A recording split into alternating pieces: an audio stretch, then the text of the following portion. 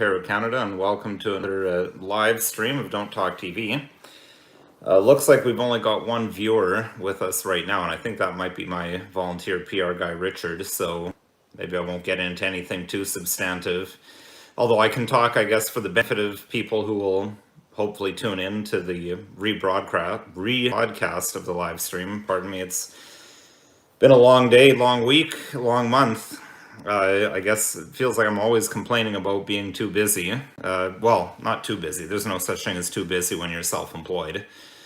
Be as good when you're self-employed, but it does make putting together these videos challenging sometimes. But that's why I've been starting to do live streams a bit more, because live streams are actually a lot easier to do, a lot less preparation. I guess maybe if I get something like StreamYard, it might be a little more involved, because I could be doing some screen sharing. Looks like I'm just talking to myself right now as we have no viewers. So that may answer the question that I have. I'm going to put the poll up anyway. I'm hoping it'll stay up for a while. And that's why I was wondering if people are interested in monthly live streams. Considering doing that. And if there's interest, then maybe we'll invest in something like StreamYard or one of these other live streaming softwares, whatever you call them, because frankly YouTube's streaming is garbage, and I can only do it from my phone as well, which I also don't like. Although I've got my computer running at the same time, so I can put this poll up. So I've started the poll. Please vote. Let us know what you think. Although you can always vote with your feet as well, and if we don't get any viewers, that may tell me what I need to know. So I guess we'll just talk some things that are going on in Canadian law, or I'll talk to myself about some things that are going on in law that are addressed. Unfortunately, it seems like in Canadian law these days, it's always bad things that I'm talking about. I wish I had more good things. We did have some good news a few weeks ago where there was a good ruling with regards to the ArriveCAN. Well, actually, it wasn't ArriveCAN specifically. It was the COVID testing at the border and how that matched up with the Quarantine Act. And we do have a ruling now from a judge on a summary conviction appeal confirming that, as we've covered previously, that the Quarantine Act says you cannot have testing that involves the entry into someone's body of an object or an instrument. And that should be pretty obvious, but a Crown attorney still argued that those nasal swabs, that's not an instrument, and jamming that through your nasal cavity all the way to your brain doesn't constitute entry into the body. Someone was still willing to argue that, but fortunately there was a judge who said, no, that's clearly entering the body. So at least we have that. But in terms of maybe bad, weird things that I never thought I'd see in my time as a lawyer is Alberta talking about, and specifically Danielle Smith, the United Conservative Party premier of that province, talking about instituting a Alberta provincial police force. So, Alberta, the great conservative, based haven within Canada, the great bastion of Canadian values that a lot of people on the internet seems to think it is, want to bring in a provincial police force, which I actually think is a good idea. I think the more local the police are, the better. So I think provincial is better than a federal police force, except for when maybe there's something that's a Canada-wide sort of situation. So, there is a place for federal police force, but for community policing, I am in favor of local policing. So rather than, the OP Ontario, for example, policing all sorts of communities, I'm more in favor of local police forces. Or instead of large regional police forces, having individual community police forces. So there's... But the wrinkle to this that I think is concerning is Danielle Smith's idea of having not only non-citizens, having police who aren't even landed immigrants coming to police citizens, having people who have never lived in the country, no connection to the country whatsoever, having them come in and police the local population. I think that's highly concerning, and There is no way that that is based on difficulties recruiting. Police have no difficulties recruiting. Ask anyone who runs introductory or police foundations programs at colleges. Those programs wouldn't even exist if people weren't vying with each other for these much coveted positions and trying to get a leg up on each other. And so people will do police foundations to try to get advantage because the competition is fierce. I mean, people, technically you don't need a university degree to get into law enforcement, but a lot of people get degrees again to make themselves more competitive because it is in fact highly competitive and very difficult to get into policing. And I've seen that. I've seen that throughout my career, and speaking to police, I don't get the impression that it's any easier to get into policing than it was. So why do they need some scheme where they're bringing in complete strangers to this country to do the policing? I can't think of any good answers when there's no shortage of people in Canada who've been citizens who've lived here their whole life who would like to be police officers. So that I find it troubling. I mean, just the concept. I mean, as a mental exercise, turn it around. Imagine if you took a bunch of Canadians and made them police officers in India or in China or in Africa. Anyone who would think of that would say, well, no, that's, I mean, first of all, they'd say it's colonization, but they'd also say, I mean, no, that's just not right. It should be the local people. So why, I mean, the same logic should apply to Canada, in my view. So, that's something that came up fairly recently. I was going to talk about I thought it was good for our more casual conversation here on the live. Now, I did receive a meme that people have been sending around, which reminded me of episode 195, or is a rehash, discuss 195, the online harms bill.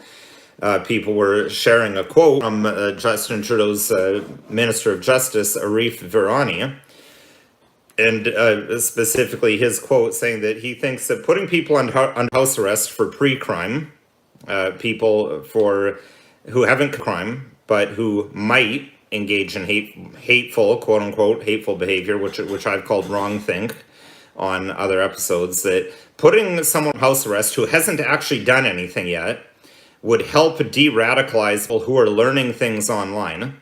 Now, I laugh at that comment because locking someone in their house where all they can do learn stuff online is going to stop them from learning more stuff online. I mean, it's just incredible that would be even proposed. I mean, even if we accept that say hypothetically accept that it's bad for people to learn things online. It's bad for people to learn things from places other than the government or the government-sponsored. I mean, this is legitimate to say it's government-sponsored because the government pays legacy media, government-sponsored media. Even if we accept that's bad, how can you think that putting someone in locking them in their house where all they can really do is go on the internet is going to stop them from learning things on the internet? It's incredible that this is the thought process of our government and the Minister of Justice. Have a look at episode 195. I talk a bit more about the online harms bill there.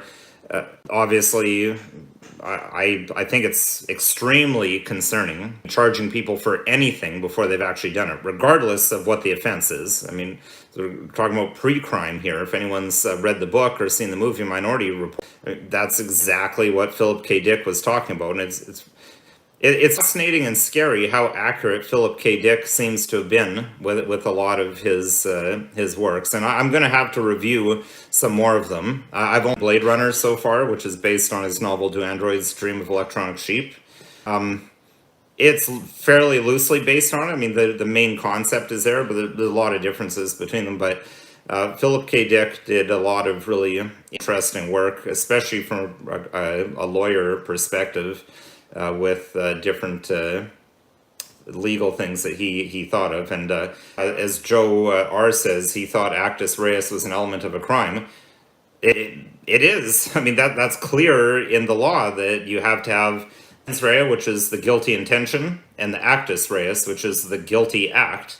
So this online harms bill, well, in a world where the rule of law still exists, a pre-COVID world, I couldn't see that surviving constitutional scrutiny at all. Post-COVID world, it's harder to, but I still think that it would be exceptionally unlikely that courts would uphold such a thing, especially house arrest, because if you look at cases such as the Supreme Court decision Her Majesty the Queen in Proulx, Proulx, it's a decision at the house arrest provisions when they were newly introduced, and they said that house arrest is a punishment, and it's punitive, and it's akin to jail. It's just jail being served immunity. So I think the precedent is well established that house arrest is a serious restriction on liberty, and to be denied without having actually committed a crime, I don't see how that could pass constitutional scrutiny. I guess, we'll have to see if that law comes to pass. Now,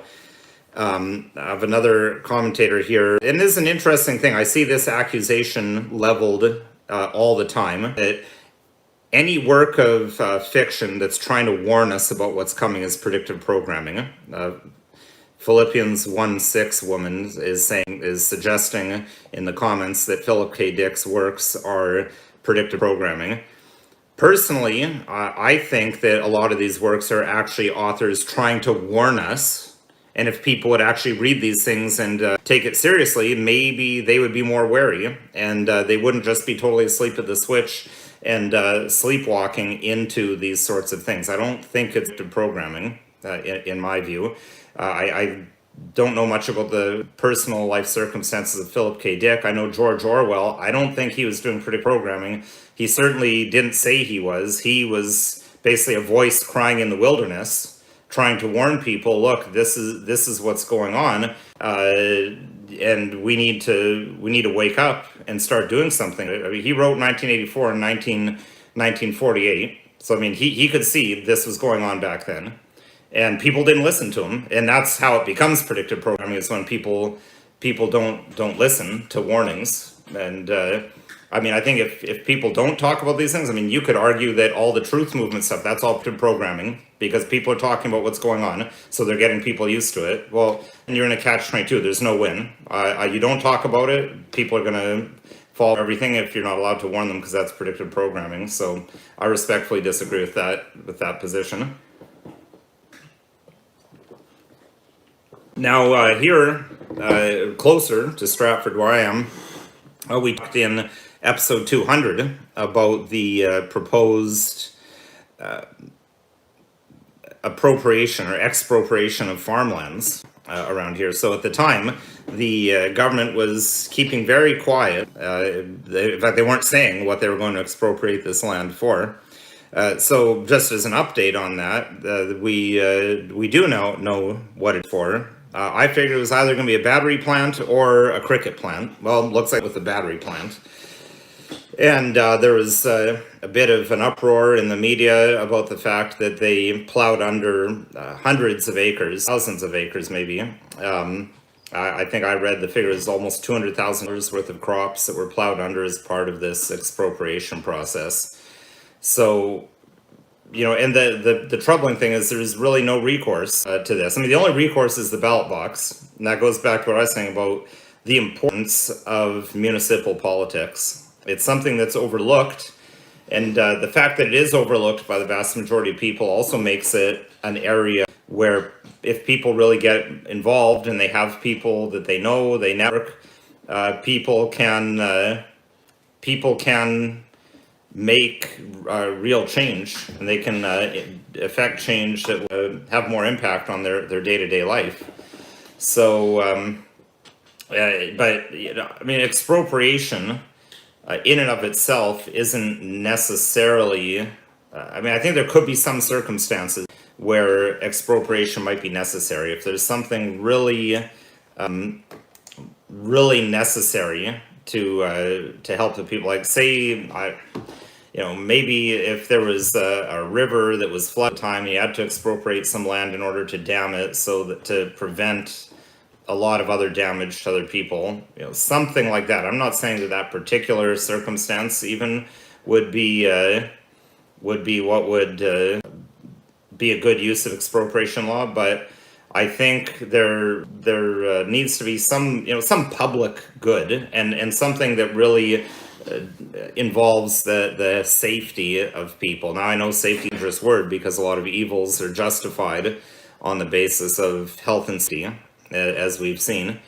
And Patricia Brillo makes another good point about why this expropriate for a battery plant is an especially bad idea is the fact that there's no market for electric vehicles and plants are being canceled. She mentions one canceled in Kingston. I think there have been others that have been canceled. I mean, when CBC radio is admitting that the market is drying up for electric vehicles and maybe things need to be reevaluated, that it's bad, and that they've tapped out the market of people who are willing to shell out $100,000 for a vehicle that they can only travel 100 kilometers in before it dies. I mean, there is a segment of the population there's going to be a segment of the population that's interested in almost anything. So there's a certain segment of the population, people who are wealthy, people who don't need or don't desire to travel by car any great distances. But I mean, that isn't going to be a lot of people. And it seems like that market has been used up, and now we're at the point where no one wants these things, so they're going to expropriate all this land. They're probably going to give billions to whichever company it is that's accepting these 30 pieces of silver of our money. I mean, it's not government money. The government doesn't have any money. All they have is our money that they collect through taxation. They're going to use our money to build batteries for cars that we don't want, and that is probably going to be a failed business. No risk to Volkswagen or Honda or whoever's taking this money. They just get build a free plant, and then we get stuck with the bill. So it's problematic. But it's interesting that the Supreme Court may be starting to try to send a message. The government can't just act with impunity. There was a recent decision where costs were ordered against the government for just brazenly going ahead with an unconstitutional law. That's unprecedented. That's never happened before. Now, how much does that help? That remains to be seen, because again, government doesn't have its own money, so it's just more of our taxpayer money that's getting paid when costs are ordered. But maybe that signals some sort of a turning of the tide. We'll have to see. So I'm just keeping an eye on the comments here, and welcome to Joe R., who is asking about whether I've been following the free speech crackdown in the United Kingdom. And yes, I have. And in fact, last week's episode, we talked about the potential of it's not deportation, because you can only deport people who aren't citizens, but the potential for now, of course, I'm forgetting the word off the top of my head right now here. As I said, it's a long day. The potential for extradition of Canadian or American citizens to the United Kingdom. So, I mean, this crackdown on speech is apparently far-reaching. It's not just within the United Kingdom. They're looking to stop the free speech of people outside the United Kingdom, essentially anyone who lives in a country that has an extradition treaty with the United Kingdom. And as I covered in last week's episode, Canada does have an extradition treaty with the United Kingdom, and that Canada can and will extradite its own citizens to countries that are part of the treaty if they commit a crime that in Canada would be a crime. Now, Canada has very similar laws to the United Kingdom. I think the United Kingdom's may be even stricter or harsher than in Canada, but as I've covered it in a number of episodes, Canada has some pretty serious speech laws of our own. For example, the Conservative Party of Canada last year, I believe it was last year, maybe it was late 2022, when they first brought forward a private member's bill, making it a crime to essentially question any aspect of the Holocaust. The wording is that you're not allowed, that it's a crime to deny or downplay any aspect of the Holocaust. Now, as I said in my episode on that, and I'm counting on my volunteer PR guy, Richard, to throw into the comments box here which episode number that is, because I don't have that in front of me. But, my concern with that one is that the Holocaust is so vague defined in the law and in the criminal code that I don't know what it means to downplay. And people could actually downplay if the government's definition of the Holocaust is different than what we think it is. Since it's not clear what the definition is, I asked the questions, and I don't have an answer for this, of things like human lampshades and soap made out of humans. That's something that many, many years ago was suggested as something that happened during the Holocaust. It's my understanding that many, what we would call mainstream historians, have said that there's no evidence for that, that didn't happen. But would it be a crime then in Canadian law to point out, to say that mainstream historians have said that people were not made to human lampshades? I don't know whether it'd be a crime or not to say that. But I mean, aside from the very specific Holocaust denial or downplaying law, there's we have the hate crime laws. We've covered that in a number of episodes. Maybe I'll see if I can pull up another window here so I can post some of these. Now, Joe, very interesting question about Ernst Zundel being acquitted. Well, the law that I'm talking about right now, this Holocaust denying or questioning law, did not exist in Ernst Zundel's time. That law was introduced into Canadian law by the Conservative Party of Canada and adopted by the ruling Liberal Party just in last year. So it's a very new law. It hasn't been with us for long at all. So that's the number one thing that's changed since Ms. Zundel's time. That said, they did prosecute him for hate crime. So Mr. Zundel was acquitted because, and actually the online harms bill proposes to remove this, but there is an exception in Canadian law that you can be acquitted if you prove that what you're saying is true, or at least raise a reasonable doubt as to the truth of it. So as I understand it, my memory, I haven't read up on it recently. It's been a few years since I last read about that case, but my understanding is that Mr. Zundel brought in expert witnesses who backed up what he was, what he was saying, the aspects of the Holocaust that he was denying. I believe there's Fred Loyster, who was an individual who had designed a number of gas chambers for American prisons in states that had the death penalty. He testified to certain things. So in the end, my collection of the reading of the case is the Supreme Court. It got appealed up to the Supreme Court, and the Supreme Court ultimately said, although we find these views extremely, distasteful. That would be saying it lightly. We find these views, horrific, but, by the law as written, we have no choice but to acquit. Of course, but then Germany had different laws. So Germany, with their laws, they extradited Zundel to Germany. And then he was convicted there. So I found it here. Episode 136 is the episode where I talked about the introduction of the Holocaust denial law. So, and I've just posted the link into the chat. So that's one thing that's definitely changed since the time of Mr. Zundel. Another thing that's changed, as I said, or what's proposed to change, and I covered this in episode 195, is the online harms bill proposes to remove that defense of if what you say is true, or that you can raise a reasonable doubt as to the truth of what you're saying, that you then cannot be convicted. So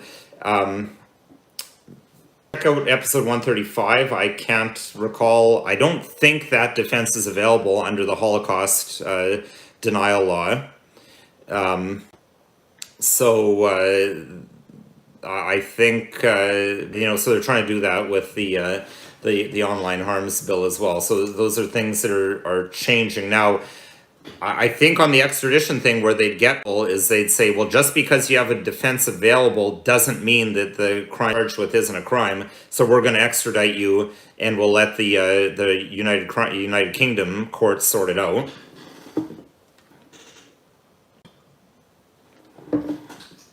Joe R., you're out.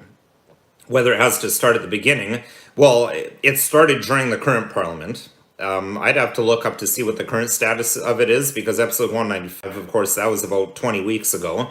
So I'd have to check to see what progress it's since then. But if it doesn't make its way into law by the time there's an election, but they've still got another year and a bit before there's another election, it may make its way into law. But yes, if it doesn't make its way into law by November of 2025, then they'd have to start all over. But like the first, so yeah, this was introduced definitely during this parliament. February 26th of 2024 is when the online harms bill was introduced, and the current parliament has been sitting since 2021. It looks like let me just check the Legis info, but it looks like they may still be at first reading on that. So if they're still only at first reading, that makes me think that it's unlikely to make it to law. Yes, the second reading is still in progress. The last time there was any update on that was June the 7th. There were some speeches and debates that occurred on that. So, it'll be interesting to see whether that actually makes it to law by the time we have an election.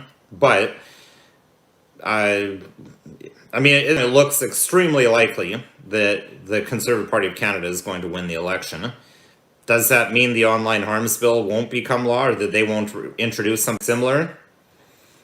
I have my doubts, although they may not put a high enough priority on it to make it law, but ideologically, I don't know that they would be opposed to that, because as I said, they're the ones who introduced the Holocaust questioning law. They voted unanimously in favor of the law that was passed last year, making it illegal, making so-called conversion therapy illegal. And if you read the contents of that law, essentially that law makes just having a conversation with your child, if they say that they think they have same-sex attraction, you have a conversation with them from a Christian perspective, for example, or a Muslim perspective, if you're Muslim, for example, that could run afoul of that law, because the way the wording is now, they would say, oh no, that's not what we intend this law to cover. But it doesn't matter what they say the law is intended for. What matters is what the actual wording of the law says. Because there's a lot of laws that I'm sure were introduced without an intention that they be used for what they're used for now, but because the wording was such that it was, they can be used for things that they weren't originally intended for. So Max Headroom compared the current situation to Weimar Republic Germany, and saying it's happening all over. There's a lot of parallels. People may not know this, or maybe they know this, because things like this that I never heard of when I was younger, they're starting to be around because people see these parallels. The first gender reassignment surgeries in history happened in Weimar Republic Germany.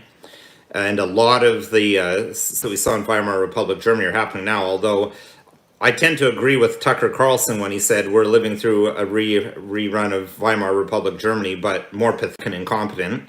There seems to be an epidemic of lack of competence. That's the way people, at least, how a lot of this stuff presents. Now, the question of VPNs raised by Patricia Berlow, someone who's more familiar with technology and these things would probably be better suited to answer that than me. I don't think it hurts, but I'm sure that law enforcement, if they really want to find who you are and where they are, a VPN is probably not going to be a fail-safe. I mean, no one really knows the full capabilities of like the federal law enforcement and intelligence agencies, especially intelligence agencies, because for obvious reasons, by the very nature of their work, they don't advertise what their capabilities are. Now, as for local law enforcement, like municipal law enforcement, provincial law enforcement, for them, VPNs are probably equal to the task. As I've said in a couple of episodes, one of the very early ones, I think episode 3 or 4, and I've talked about it more recently. Things like Signal can be very useful as well. I say Signal because I've done a number of drug trafficking cases where the police have done extractions on cell phones, and this is where they physically have the cell in hand, and they're able to hook it up to their systems and extract everything on the phone. Well, first of all, iPhones that are locked, I have yet to see them be able to get into one. So that's one consideration. Whereas anything Android, I know Android users are big fans of Androids for their customizability, and maybe there's some different morals at play with how and where those are manufactured. Whereas Apple, it's well known that it's manufactured in China. I think now they've moved some to India. They're moving back to China because they've had some production issues. But so first of all, I've yet to police be able to get into an iPhone that's locked. So I think it is, I mean, it's basic, but it's one way to protect your information is to lock your phone so they're not actively using it, it's locked. But I've seen a number of cases where Android phones, they're able to get through the locking on that, and then they extract everything out of messaging apps that people are using. Wicker, they seem to be able to extract maybe 1 out of every 4, 1 out of every 5, 1 out of 10 messages. And then with Signal, I have yet to see them be able to extract anything out of Signal. Now, I know Signal seems to have some connections of its own intelligence community. I seem to remember seeing a video a few months ago suggesting that the CIA had actually helped fund Signal, and Signal was having issues, but in my experience, they haven't been able to get it out of there. Now, can police subpoena Signal or WhatsApp? Well, they don't need a subpoena WhatsApp. WhatsApp's owned by Facebook, so I guarantee you anything that's on WhatsApp, law enforcement will have it if they want it. Signal, interestingly, they're in the United States, when there's been cases where they've subpoenaed Signal, Signal doesn't have anything to give them because they don't store your messages on their servers. They're on the server long enough to send it from one device to another, and then it's gone. So they can subpoena them all they like. They have nothing to give. They have to provide. So that's interesting. Now, none of the cases I've been involved in have I seen the police actually go that distance of trying to subpoena these application makers. And in Canada, that would probably be difficult to do because most of these app developers are based in the United States, not in Canada. So you get into jurisdictional issues. I don't do international law, so I couldn't tell you how hard or easy it is to subpoena a foreigner to attend a Canadian court, but that would be a huge hurdle. And again, with Signal, wouldn't do them any good because Signal doesn't maintain anything on their servers. At least the last time I saw a case, I think a few years ago, that if I remember correctly, that case with the Muslim husband and wife who went to the wedding in California, shot all the people there, and then that was a huge case. FBI, I know FBI is fighting with Apple to force them to give them a back door or to break into the phone. Apple said we can't do it. The way we set up the app, there's nothing we can.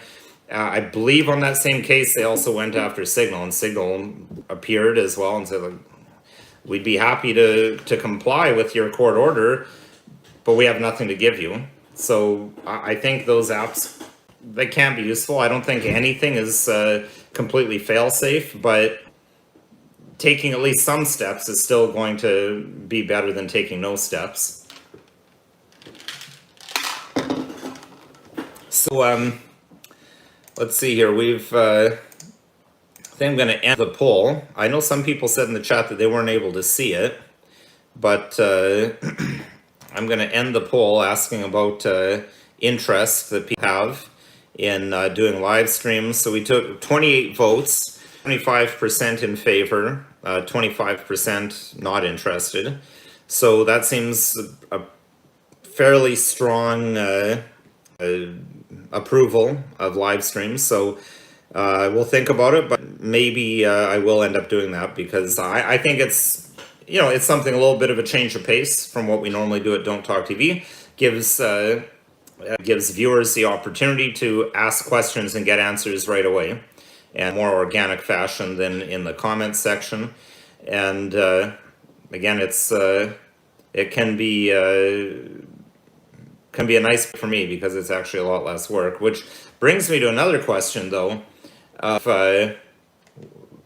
what's the best day of the week? What's the best day of the week for doing live streams? And then we would probably move Don't Talk TV. I'm typing the poll in here by myself because I don't have the ability to get anyone else to do it. But when would be people's preferred time now for?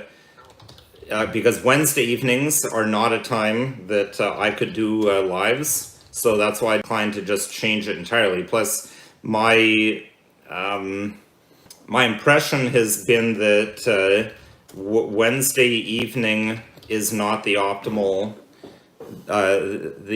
time for people to view. I don't know how many people actually view it. It seems like we get our number of views right on Wednesday evening, but then we get more after that. So I'm putting up a poll here with four alternative options for when if we could potentially move Don't Talk TV to times that I'd be able to do live streams. So I've got Monday evening, Tuesday evening, Thursday evening, or Saturday morning. Saturday morning would be the only time I'd be able to do a morning. We ran this poll, I think, on Twitter, but only 4 people answered, so I don't take 4 answers to be representative of anything. So we'll leave that poll up. So I'll talk for a few more minutes. I'm looking to end this at 7:30, so we got about 6 minutes left. Patricia Burlow asked whether I've heard of the Century Initiative. I've heard of it, but I'm not familiar with it, so I couldn't comment on it because I have a vague idea of what that is. So just, I guess, going back to law enforcement and intelligence communities, Johnny Bravo commented that CSIS is a joke, ask Diagon, which is a fair point. I mean, it's a fair point because CSIS apparently, if we take them to their word and they're not trolling us in some way, which I don't see why our intelligence service would do that, it seems that CSIS takes Diagolon seriously, which is quite remarkable, given that Diagolon is clearly a joke group. It's clearly just a big troll job. It seems to be like a couple of guys that like to get together and drink, and like they just like for fun, and just again as a big joke, they just start joking about Diagolon, and then CSIS is taking that seriously and treating it like this is some actual threat. Again, I find that quite remarkable. This is bring into question how serious or how really capable CSIS is. No one will really know. Again, given the nature of intelligence agencies, no one would really know. But as with all things Canada versus the U.S., most likely it's certainly not as well equipped or well provided for as the CIA,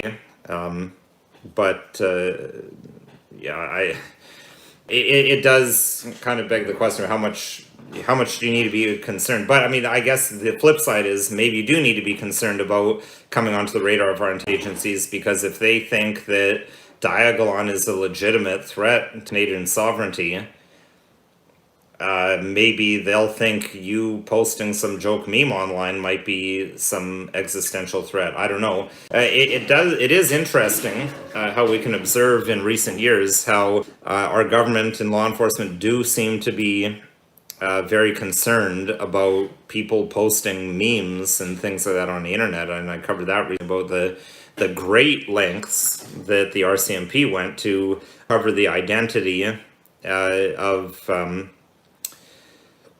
I forget his name now, but there's a young man who was making images for this group Atomwaffen.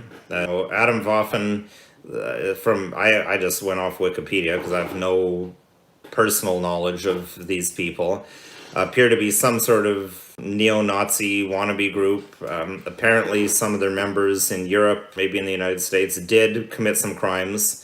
They did, I think they actually killed one individual. So, but, you know, then this guy who made some images for them years ago, they hunted this down and found out, you know, who he is so that they could prosecute him, which is interesting in the context of the fact that the RCMP has no clue who burnt down any of the 200 Christian churches in Canada that have been the victim of arson. I mean, I guess it shows that if the law enforcement really want to get to the bottom of something, they can. It's just a question of where are the priorities and where do they want to focus their resources and how much resources they want to put into something. Because I believe that investigation into that individual spent millions hunting that individual down and uncovering his identity.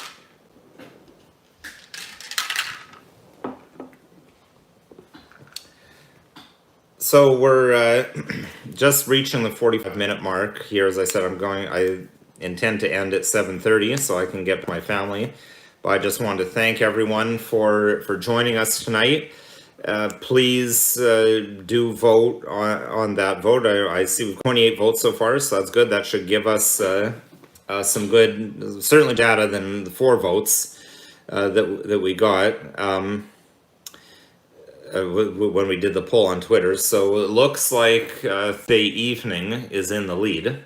So we may look into shifting Don't Talk TV to Thursday evenings and then doing a live once a month, because I enjoy these live chats. There's a lot more interaction and between myself and viewers, and we'll get something better than YouTube. As I said, I'm very not impressed with YouTube's live streaming, especially the fact that I can only do it on my phone. But Patricia Burlow, you're welcome, and thank you for your expression of appreciation. And I certainly appreciate all the support that I get from our viewers. And maybe I'll have a look into, well, since I see Joe R is saying that Rumble prioritizes live streaming. I mean, the only reason I do YouTube is because we have by far, like by orders of magnitude, not that we have that subscribers in general. I think we may be getting shadow banned to an extent, but you know, we have 8.8 thousand subscribers on YouTube. We have only a handful on Rumble, so that's why I tend to just focus on YouTube. But Joe R says that Rumble prioritizes live streaming, so maybe I'll look into Rumble. And then if people want to watch live, they'd have to go to Rumble, but we would still re-upload the live stream later to YouTube for people who prefer to use YouTube. Probably wouldn't be a bad idea for Don't Talk TV to try focusing more on things that aren't YouTube and try to encourage people to view us there. So those another thing we'll look into. So thank you to everyone who joined us tonight. It was a pretty good turnout. I'm just going to end the poll here. So it says we've got 22 current viewers, but we got, that's odd. It's saying we have the votes on the preferred time to watch TV, but at one point I saw it say we had 28 votes. So I'm not sure what that's about, but we'll take those results into consideration. And again, thanks for joining us. Stay tuned. Of course, we're going to keep with our weekly content, but stay tuned especially for announcements about what date we might be shifting to, and maybe focusing more on another platform. We'll look into see what Rumble's live streaming is like. Maybe that'll be an option. Otherwise, we'll look into something like StreamYard or one of the other live streaming services that then can be sent out to other platforms like YouTube. So this video, of course, isn't legal advice. We're just talking about information. If you need advice that's specific to your situation, contact a lawyer so they can get the particulars on you and your situation and give you advice that's tailored to you. If you have topics you'd like to see us cover, please, again, always send to don'ttalktv@protonmail.com your suggestions, and we'll do our best to produce videos on that. And if you found this live stream or any of our other videos interesting, helpful, informative, please like, share, and subscribe. I alluded to my conspiracy theory that we're being shadow banned a bit. So it's really through word of mouth, because the algorithms and YouTube suggestions or whatnot aren't going to be spreading the word. It's just through viewers. So we appreciate all the shares we get, and thank you again for watching.